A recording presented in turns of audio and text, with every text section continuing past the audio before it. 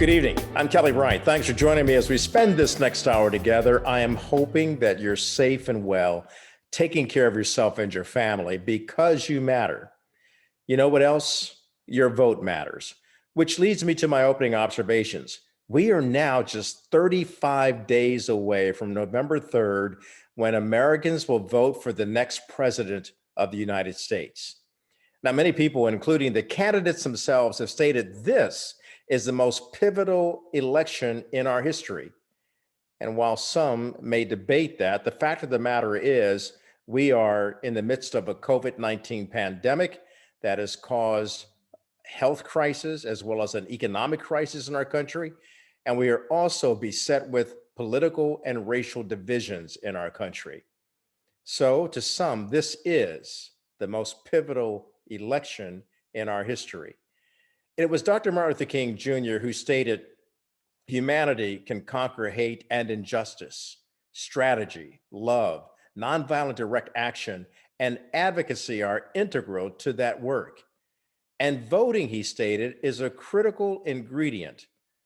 So, my friends, whether you're Republican or Democrat or independent or no member of any party, and in fact, if you're striving to be apolitical, the bottom line is get out and vote, and make sure you're registered to vote.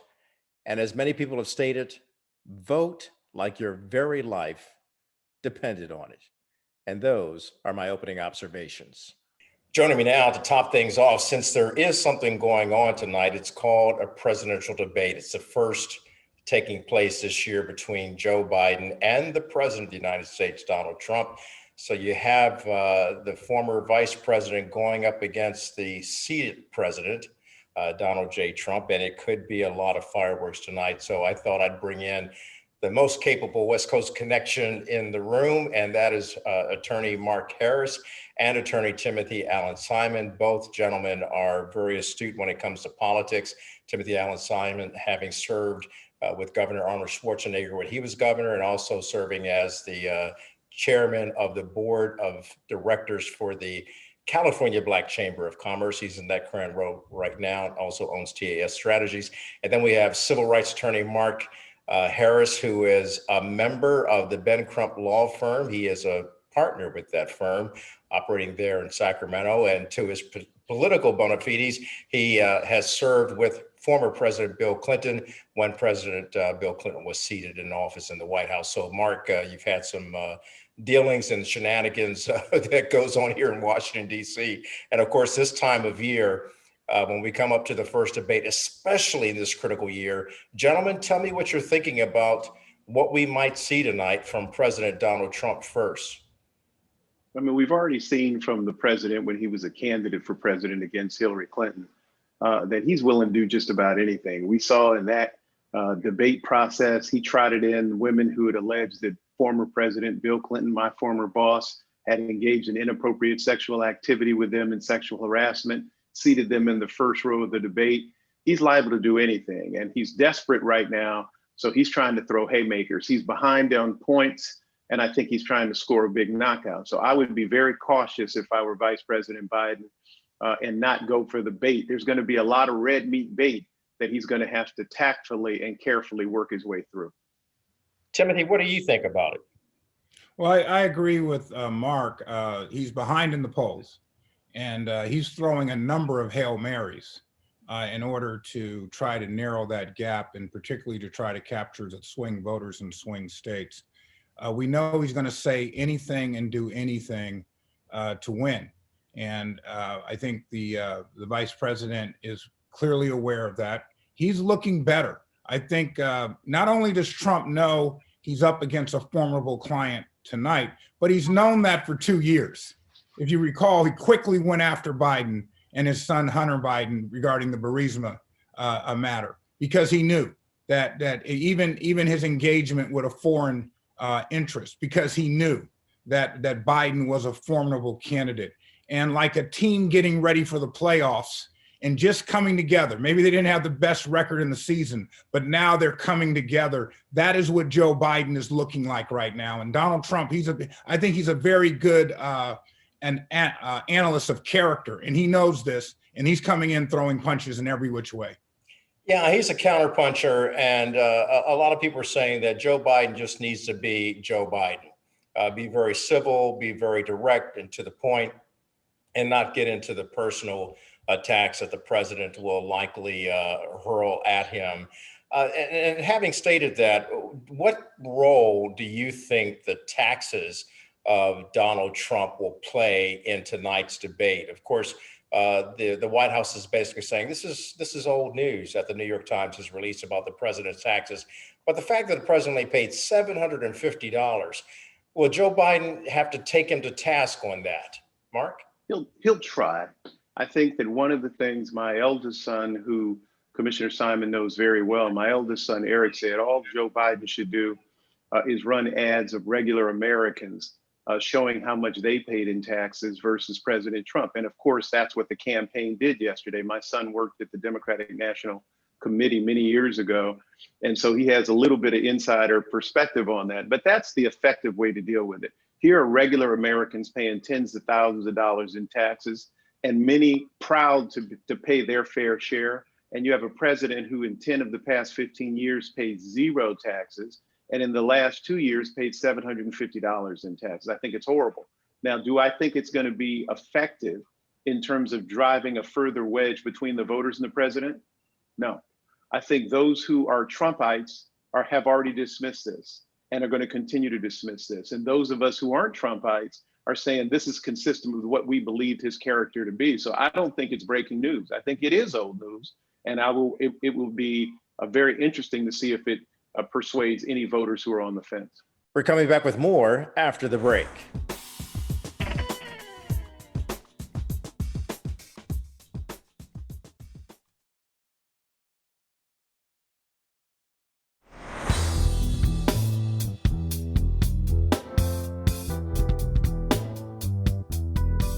Back now talking to Timothy Allen Simon and Mark Harris. They are attorneys operating out of the West Coast. My West Coast connections in the house as we break down what we expect to see from the President of the United States and former Vice President Joe Biden as they enter into their first presidential debate. The atmosphere is very, very electric right now. They're at Case Western Reserve University in Cleveland, Ohio, where the men will gather and face each other tonight. There, because of social distancing, there will be no handshaking, but who knows what will happen tonight? We do know that beyond the president's tax numbers and the $700,000, by the way, that he paid to his daughter, Ivanka, for consulting at the same time she was making money on payroll, that's questionable as well in the tax code system. But rather than going there, let's go to the real number of what really impacts Americans. 205,000 deaths from coronavirus. That is going to come up tonight. Has the president handled his business right in dealing and safeguarding the American people, which he as commander in chief is sworn to do? It depends on who you listen to. Again, if you listen to people who are supportive of the president, that rock solid 43% and growing, then they say he did the best he could. He did the best anyone could have done under the circumstances. Now, the bottom line is this: if there had been another president in place during the beginning of this pandemic, would we have fewer than 200,000 deaths, 205,000? I think the answer to that is yes. I think certain policies that could have been instituted should have been instituted. His experts advised him to institute those plans, and the president refused to do it. So I think some of those deaths can appropriately be left at the doorstep of 1600 Pennsylvania Avenue. Having said that, could all 205,000 deaths have been prevented? Absolutely not.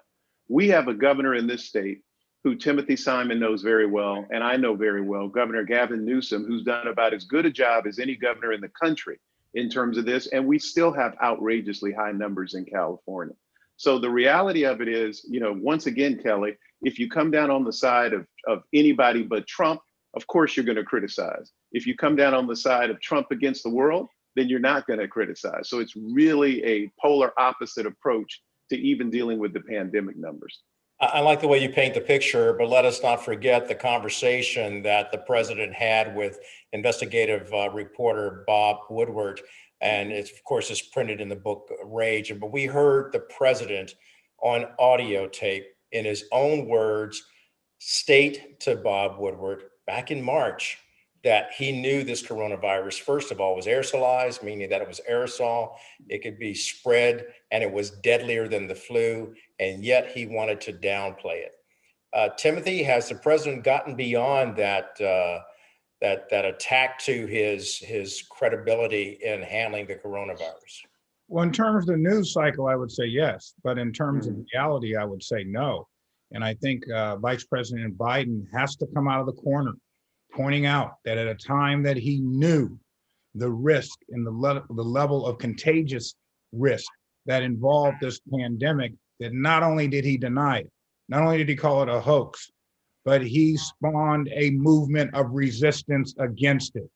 Governor Gavin Newsom's challenge regarding the pandemic is when Orange County, the Republican hub of California, began to rebel against mask wearing and started going to the beaches and other venues as a sign of rebellion, largely inspired by this president, also inspired by a strong libertarian culture within the Republican Party that is opposed to anything that doesn't work to their advantage when it comes to government or makes them feel that government has been too intrusive in their lives. President Trump fed into that. And that has a lot to do with many states' failures to shave the curve, as they say. Vice President Biden needs to just come out and say this. You know, the analogy that I draw, when Evander Holyfield fought Mike Tyson, he knew the strength and power of Mike Tyson. So he manhandled him. He threw him up against the ropes. He headbutted him. He kicked him. And Mike Tyson just was frustrated because he wasn't accustomed to having that kind of treatment in the ring. And in his frustration and other issues that he carries on, he tried to bite his ear off. I don't believe Biden can just lay back and be a calm Biden. I believe he has to show that I have strength. I'm not intimidated by this man. And that is the problem that I have, is I think in many ways, the Democrats have fed into the notion that he is king. And Biden has to dispel that we're a democracy, we have a systems of governance, and you have failed in your job. We're talking to Timothy Allen Simon as well as Mark Harris. They are attorneys and they are also men who are politically savvy because they deal with politics. I should point out that Timothy Allen Simon is a former Republican. Now he's just a free thinker, which is always refreshing in times such as these. Man without a party. We also have Mark Harris, who is another free thinker who looks at politics. And gentlemen, the bottom line is this is an important debate. It's the first of several other debates that they will have. Of course, we're also going to hear from Kamala Harris and Mike Pence coming up as well in a debate.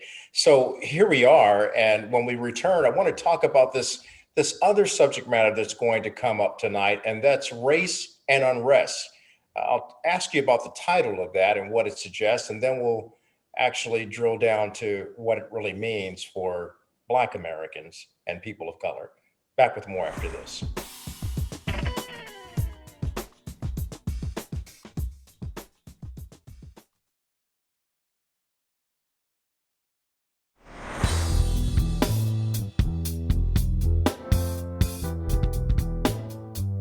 Welcome back to the program. So we're giving you a primer of what we are anticipating in tonight's much talked about, and most likely what will be mostly watched tonight, Joe Biden and Donald Trump going head to head in a debate at Case Western Reserve University in Cleveland, Ohio. And I'm with attorneys Mark Harris and Timothy Allen Simon, my West Coast connection. I love saying that. I can't wait till COVID gets free so I can come out to the West Coast and just hang for a while. That's right. So, but we're talking about matters at hand right now, and that is the debate that will take place tonight. We've already talked about the president's taxes. We've talked about his handling of the coronavirus, what Joe Biden has to say, what Donald Trump will likely say. But now there's this other issue, this other category that my former colleague, Chris Wallace, came up with called Race and Unrest. And the title, no, not disparaging Chris Wallace. He's a good reporter, good anchor and fair, and also the son of Mike Wallace from 60 Minutes. But Race and Unrest, the title kind of got to me, and I couldn't understand why. And I think it's because of the race and the unrest that we've seen What does Chris Wallace have to say in moderating this tonight to make sure that these gentlemen are on point when they talk about the topic of race in America without making it sound like Black problems, Black hate, Black, what do they have to do to make sure that they're talking about Black Lives Matter? That's my point. I'm not sure they can. I mean, the not so well kept secret in this country is how pervasive racism is over the 400 years of our presence here in what is now the United States. Racism is the not so well kept secret. I mean, you can't get away from it. When you go to the two websites of the respective candidates and you compare their programs for the African American community, whether it's the Lift Every Voice and Sing, which I'm offended by, quite honestly, as a characterization of Vice President Biden's policies directed towards the Black community, or the Platinum Plan. It sounds like some kind of fancy card. It got to be a debit card because, you know, Black folks don't have good credit, that President Trump espouses. If the diagnosis is incorrect, you can't have a treatment or a cure. We've seen that with COVID. Let's look at these issues. Both of them talk about a lot of issues that affect the Black community, but the fundamental issue that Vice President Biden lists at the top of his webpage is part of the challenge that African Americans face in this country is due to systemic racism. I applaud him for that. Nowhere on the Trump site does it attribute all of these various problems and policies coming from the president to anything. So put a check by the box of Joe Biden, in my opinion, for acknowledging the cause, the root cause of this. And with the cause and the diagnosis appropriate, I think we can come to some credible treatments and hopefully a cure. Before we leave, as a matter of fact, we'll hear from President Trump, what he says about his Platinum Plan. We'll also listen to what Joe Biden says about his Lift Every Voice plan, which Mark has stated that he doesn't like either title. And a lot of Black Americans do not either. But both of these men are dangling carrots in front of the Black American people. Mm-hmm. Why? Because they understand how powerful this voting bloc is. Yes. And to that end, the question is, should we have race and lifting people up, or should we have race and always think that anytime we talk about race, it leads to unrest? If you vote Republican over the next 4 years, we will create 3 million new jobs for the Black community, open 500,000 new Black-owned businesses, increase access to capital in Black communities by $500 billion. And this includes investing in community development, financial institutions, and minority depository institutions. One of the hardest things for a young Black man, or woman for that matter, but to get is a down payment for a home. And so what I'm proposing is that for first-term home buyers in the community, brown and Black, they would be able to get a $15,000 down payment, which essentially is a guarantee that it's going to tax credit, which says that the bank says, okay, I know they have the money for the down payment, so now you can go out and I'll lend you the money to buy the home. Back with more after this.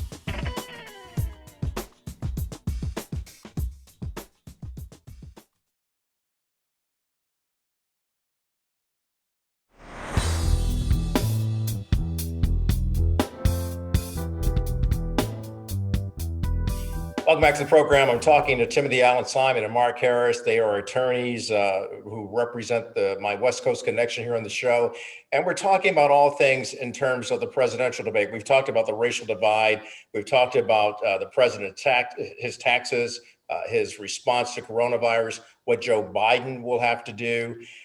Let's talk about the fact that the Supreme Court is an important component in American history, becoming more important now with the death of Ruth Bader Ginsburg and the president now nominating Judge Amy Coney Barrett. Is she the right one for the role? And what does she pose for moving the court forward? From President Trump's standpoint, she's the right person for the role. And unfortunately, it's a matter of constitutional implementation. He has the unilateral authority as president of the United States to make an appointment, which then is submitted, of course, to the United States Senate for their advice and consent. I don't get caught up in the polemics of it, Kelly. I really don't. I'm a progressive Democrat. Of course, I'd like to see all 9 of them progressive Democrats. But when I was in law school, I had a professor. Paul Mishkin was one of the experts, the national experts on federal courts and the judicial process. And he challenged me when I was there because I was an advocate for judicial activism, which is the process of taking the literal word and expanding it to basically achieve the goal that you want. So Earl Warren is Chief Justice, and what that court did with Brown versus education, I was down with that, of course, because it benefited people I cared about. And he warned me then, and I warn America now. He said, the pendulum, as Timothy Allen Simon has said many times on your show, swings both ways. I don't like this appointment because I don't like the policies associated with this judge. Does she have the character? It appears so. Does she have the intellect? Absolutely. Has she received the academic and professional credentials and training? Absolutely. Should she be this president's choice for the Supreme Court? Absolutely. That's his prerogative. If we want to change that, then we need to elect someone else who will appoint judges who reflect our values differently from President Trump and his appointing. Timothy, it comes down to the fact that voting matters. Elections have their results, and this president is in power, and he can move forward with this, regardless of the fact that Democrats are crying that it's hypocrisy. The fact of the matter is the president and Senate Majority Leader Mitch McConnell, like Amy Coney Bryant and Barrett, and they want to move forward. Well, once upon a time, the president has the power by way of the Constitution. The Senate has the power to advise and consent by way of the Constitution. The Republicans have the votes. My concern is that they waste political capital on this pick, with capital that should be put into the tragedy of the pandemic. The nominee is a former law professor. She's on the Court of Appeals. She received, I think, only 2 or 3 votes in her confirmation, Democratic votes in her confirmation for the Court of Appeals. But more so, she has 7 children. 2 of them are from Haiti. The visual of that announcement was actually very powerful, whether we like it or not. Mm-hmm. The Warren Court was a Republican court. The Berger Court was a Republican court. Both of these courts advanced most of the protections of our individual rights that we witnessed during the civil rights period. The problem is presidents no longer seem to seek a balanced court. They want the court shifting one way or the other. And I think we have to get back to having balance on the court so that you have a diversity of opinions. She is not balanced, but by way of the Constitution, she is more than likely qualified. Yeah, and you brought up a very good point. When you look at her children and the fact that she has 7 children and 2 of them are adopted and they're from Haiti, and how she has actually gone in there to love them as her children. It is a remarkable and powerful sight to see. We'll continue to follow the developments of that, of course. When we come back from the break, we've talked about the Supreme Court. We've talked about justice. We've talked about race and unrest, as well as the coronavirus. And it's ironic how all 3 of those things are woven into Louisville, Kentucky, and Breonna Taylor.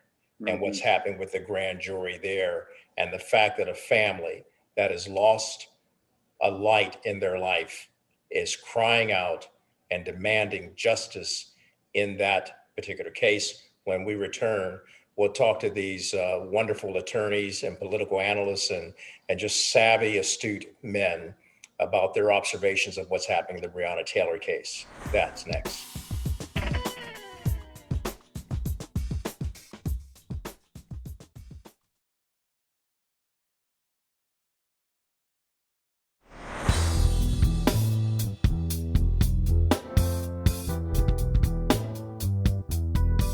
Welcome back to the program. So we've just finished talking about all things as it pertains to tonight's debate. Many of you, no doubt, will be watching. And tomorrow we'll come back on and analyze what we heard and what it might mean as this election moves forward. But getting beyond the election politics, let's get into the subject matter at hand in terms of what's happening in Louisville, Kentucky, with the Breonna Taylor case. Yesterday on this program, we heard from Tawana Gordon, who is a cousin to Breonna Taylor. And she told me how Breonna, at the age of 26, young, vibrant, life ahead of her, was positive and was a light to her family. And that light was taken away last March 13th when 3 police officers shot up her apartment, and she died as she lay there on the floor with 6 bullet shots into her body. And now we find out that the grand jury, there's a juror on that grand jury who's saying something is amiss here. What Kentucky Attorney General Daniel Cameron presented, it doesn't line up with all of the facts of what this juror heard. Gentlemen, I got to ask about this because Tawana Gordon was very specific in that something was amiss and that justice had not been served. What's happening here with this grand jury in Louisville, and what's happening with this attorney general? Mark, you're with the Ben Crump Law Firm, which represents Breonna Taylor's family. Tell me what's up. You know, thank you, Kelly. It's a great question. You had a wonderful interview about this subject yesterday. There are a couple of things. First of all, I again want to commend my colleague and partner, Ben Crump. Let's set the stage. What does justice for Breonna look like? We've been calling for it since her death. It looks like bringing forward the same kind of cause of action on a criminal basis as would be brought about under a similar fact pattern for any other American. Some people say, well, Breonna Taylor's family received justice with the civil settlement of $12 million. $12 million, plenty of justice. That is not true, first of all, in terms of how her family feels about this. No amount of money could bring her back. But it's not true from a legal standpoint either, Kelly. There are criminal charges that should have been brought to the forefront because of the actions of these officers relative to the death of Breonna Taylor. It's inexcusable it didn't happen.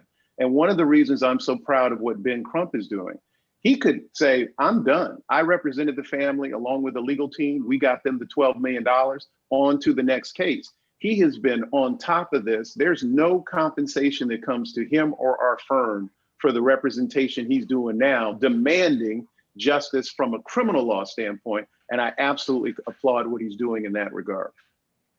Timothy, justice, has it been denied in this case? Oh, absolutely. First off, I also want to commend Mark's law partner, Ben Crump, for all of the cases that he has taken.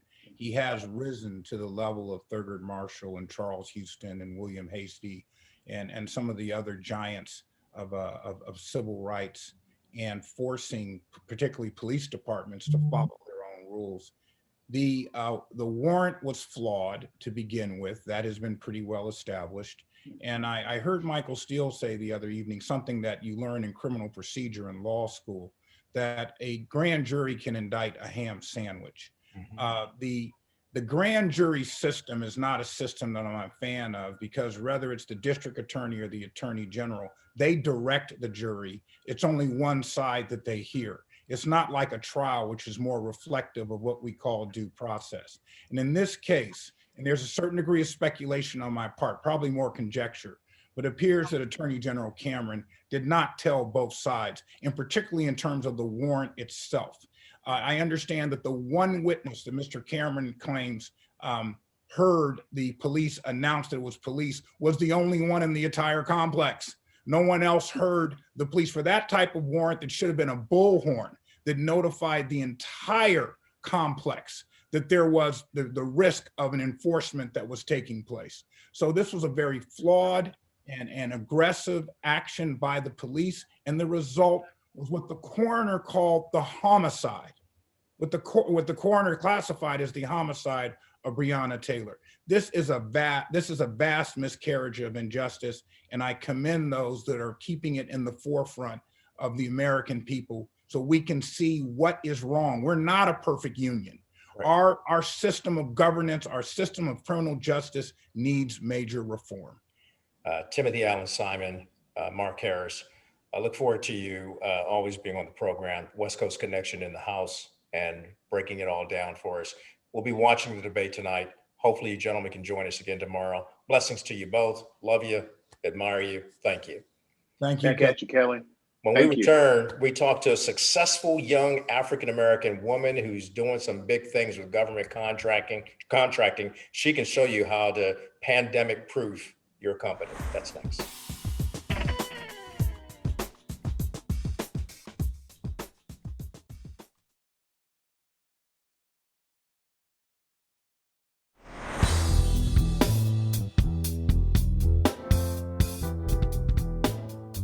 Welcome back to the program. It's a delight to have on my show a business owner. Business owners everywhere, get ready, because this next guest is someone who knows how to pandemic proof your business. She has an amazing business going on. She has an amazing story to tell. Allow me to introduce to you Miss Casey Cooper of the Compass Circle. She joins us now. And Casey, I understand that you got into business by first creating and owning your own trucking company and won a $5 million contract from the federal government. Tell me how this started for you.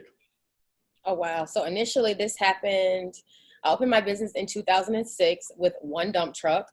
I did not anticipate on, doing business with the government, but I always tell people that I just kept failing forward.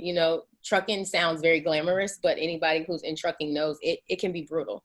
And it was, for 15 years. I was always forward thinking in my paperwork. So I had certifications way before I even used them. And a lot of minority business owners don't understand the value of certifications. Through the certifications, I was able to, keep going forward. And I ended up landing a contract last year, $5.5 million. Wow, that's quite a story. And so you got all your certification, and you're a young lady working in a male-dominated industry. What's that been like? It's had its challenges, even though it has been, not the easiest. It's definitely built something in me. I'm not scary. I'm not, afraid. Men do treat women differently. That's a fact. But it's also built my character. I'm very, strong. I'm very powerful. I'm very steadfast in what I say and what I mean and what I feel. So although, ideally it wouldn't have been, the textbook way to get here, I accept it and I embrace it. I have to ask the question then, because you're able to deal with this male-dominated industry, as particularly in the trucking business, and you've become extremely successful now with this contract from the federal government. What did you learn as a child that helped you prepare to become a strong woman, able to be brilliant, Black, and beautiful and successful in the industry at a time that many people would negate the progress of Black women? Honestly, as a child, I got told no a lot. I'm 40 years old. So when I was about, 15 and 16 and I wanted to get a job, there was no Uber, there was no cell phones. You couldn't just, order a pizza, order a car. So I would have to figure out ways to get to work if my mom wasn't available. And to be honest, that completely just made me into a resourceful little maniac. I could figure out a way to get anything done. I would refuse to take no for an answer. And I really just kept that, mindset as I got older. So I tell people all the time, I sit in this seat because I just did not give up. You did not give up. You're tenacious, faithful, persevering, enduring. Yet the stats are quite incredible when you think about it. Minority women are starting up businesses at a much faster rate than their white counterparts. And my understanding is that the number of white women-owned businesses grew 40% from 1997 to 2016. And those owned by Black and Hispanic women showed a much higher growth rate at a larger percentage. Has that been part of your life? You see that other Black women and women of color can go out and conquer the world? Absolutely. I mean, it's kind of disheartening because the figures are, those figures are consistent. We lead the charge when it comes to being ambitious. Generationally, we have to get out there and we have to make it happen. However, when you look at the statistics, what economics show, we don't lead the pack when it comes to the millions. And somewhere that statistic is, just totally off. And it's because of the opportunity. You know, we don't know that these opportunities with the federal government exist. It's the largest customer in the world. It is the most surefire way to guarantee that your business succeeds. Instead of going out here trying to get, you know, one customer at a time, you can get a contract with a, you know, a government agency to last you 4 or 5 years, and that's how you grow. You know, it's amazing to hear your story and to see your enthusiasm for what you do, and that's a passion that you show. I'm talking to Casey Cooper. We'll be back with more after the break to talk to her more about how you, who are watching this program, if you're an entrepreneur, follow her example. She can give you some good advice on that. Back with more of Casey Cooper in just a moment.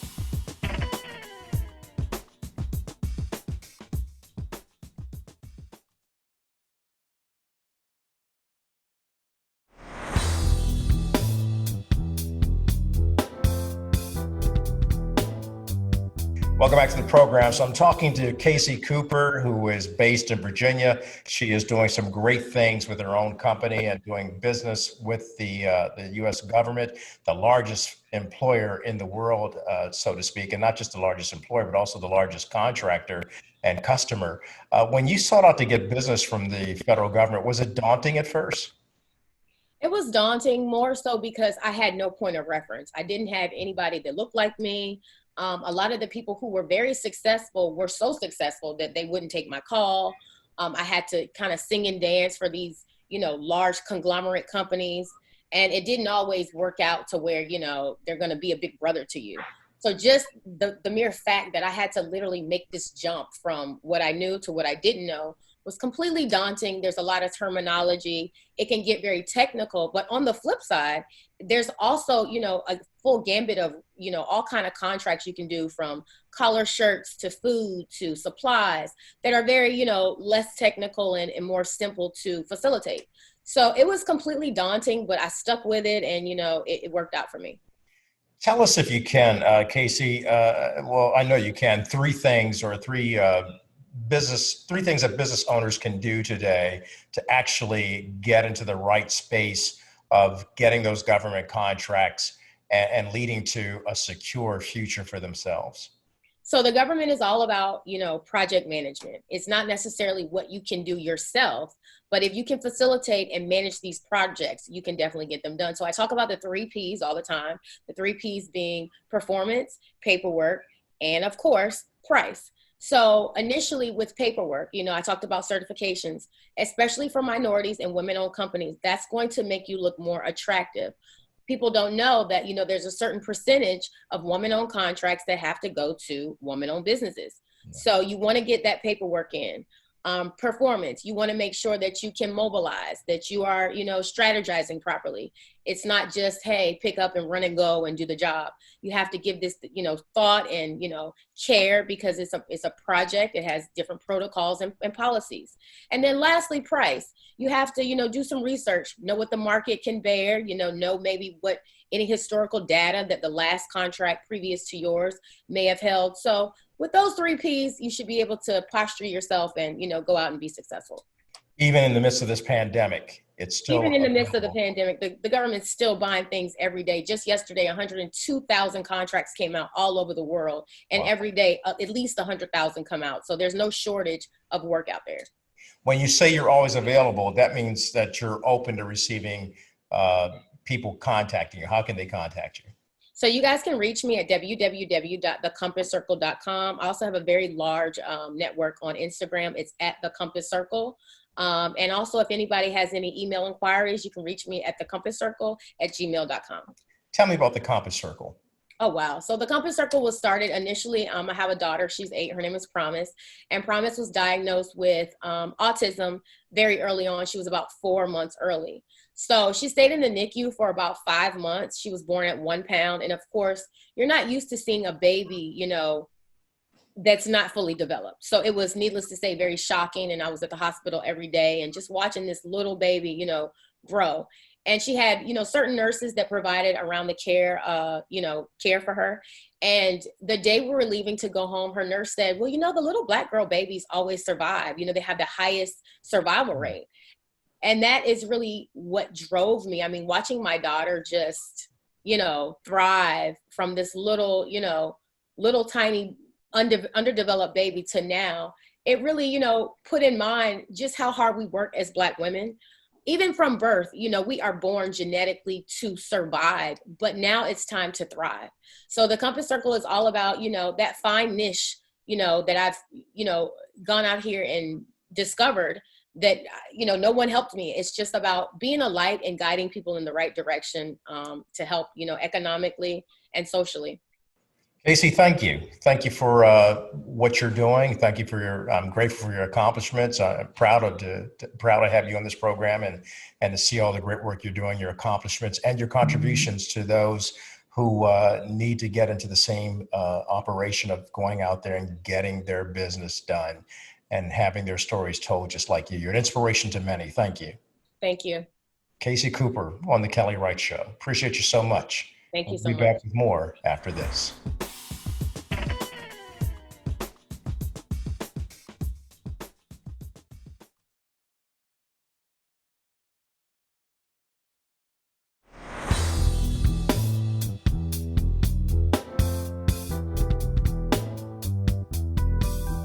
Welcome back to the program. I want to thank all of the guests who appeared on tonight's show. I especially want to thank each and every one of you for taking time out of your busy day just to watch. Hopefully, by watching, we have learned how we must be righted, ignited, and united to keep spreading knowledge, love, freedom, and peace. It will make a difference. Good night, everyone. If you're listening, the color of light isn't red, black, or white, but it's crimson. We all bleed the same. If you don't feel the groove, it's all right. Just give it time, give it time. Come on, y'all. Get on board. Mankind won't survive if our hearts beat inside a hateful rhythm. You see, love isn't bought, but comes with a price of forgiveness, and we all bleed the same. Yeah. If you don't feel it now, just wait. It's coming on, the love train. Just give it time, give it time. Get on board. Everyone's invited. That means you We're all united and you and you. on the love train. Get on board. All creeds and colors, Brothers all sisters and and brothers sisters, on the love train. get on board the love train. Everyone's invited. We're all united on the love train. Get on board.